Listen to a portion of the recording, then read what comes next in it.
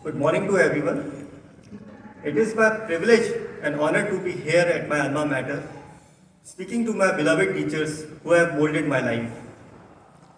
My task is relatively simple than my two previous speakers who spoke on mammoth topics.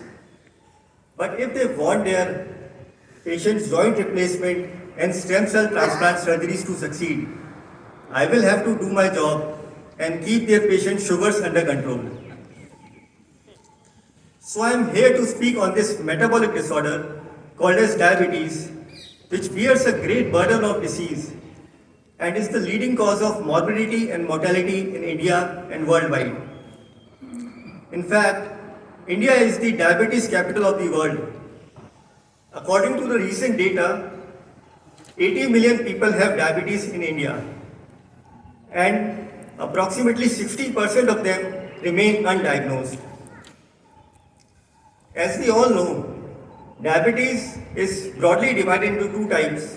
Type 1 due to insulin deficiency and type 2 due to insulin resistance.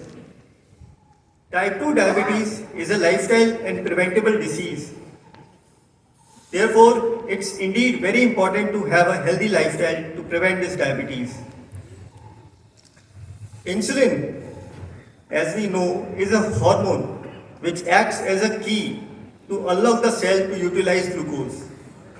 If the key is not available, the glucose is not able to get inside the cell, and so there's excess of glucose which gets deposited in the eyes, in the blood vessels, in the kidneys, in the nerves, leading to various complications of diabetes like retinopathy, nephropathy, neuropathy, and resulting in amputations, heart attacks, and stroke.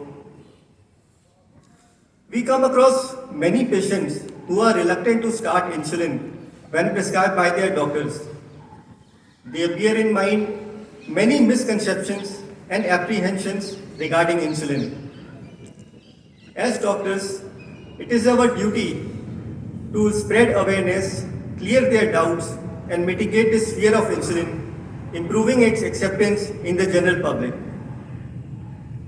There are many general misconceptions like insulin is habit forming, injections are painful, it is harmful for the human body, or a last resort in the treatment of diabetes.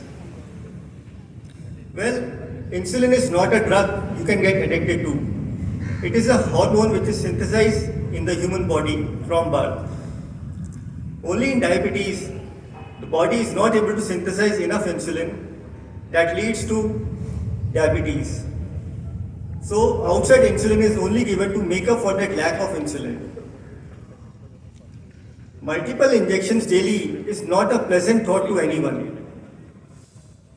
But with the advent of science and the advancement of technology, we have insulin pen where the needles are so fine that the pain is minimal and you don't even feel a thing. Many people believe insulin is only for advanced or serious type of diabetes. So insulin is often pushed to a later stage only because of the patient's reluctance. Various studies have proved that early insulin initiation can even lead to remission of diabetes and prevent many diabetes-related complications. So there are some absolute indications of diabetes like type 1 diabetes, gestational diabetes during pregnancy, uncontrolled sugars during infections, surgeries, or acute stress condition like myocardial infarction, heart attack, and stroke.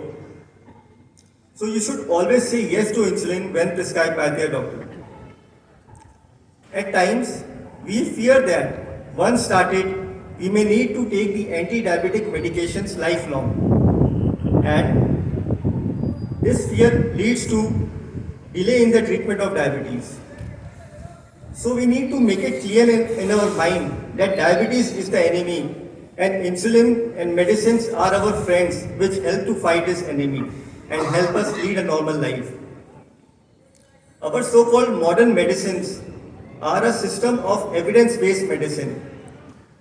All our medicines are based on years of research where billions of dollars are spent in finding a safe and effective molecule, its exact dose and side effects.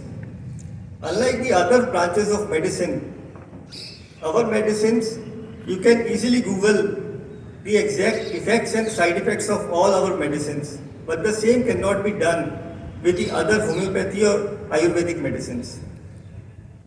You will be surprised to know that metformin, the backbone of diabetes treatment, was first extracted from a plant known as Professor Sweet or Gallica officinalis in the late 17th century. So it's important to manage our diabetes with diet, exercise or medicines if required, so that we can prevent the diabetes-related complications and lead a healthy life. We should follow a health-promoting attitude, emphasizing on the benefits of healthy lifestyle.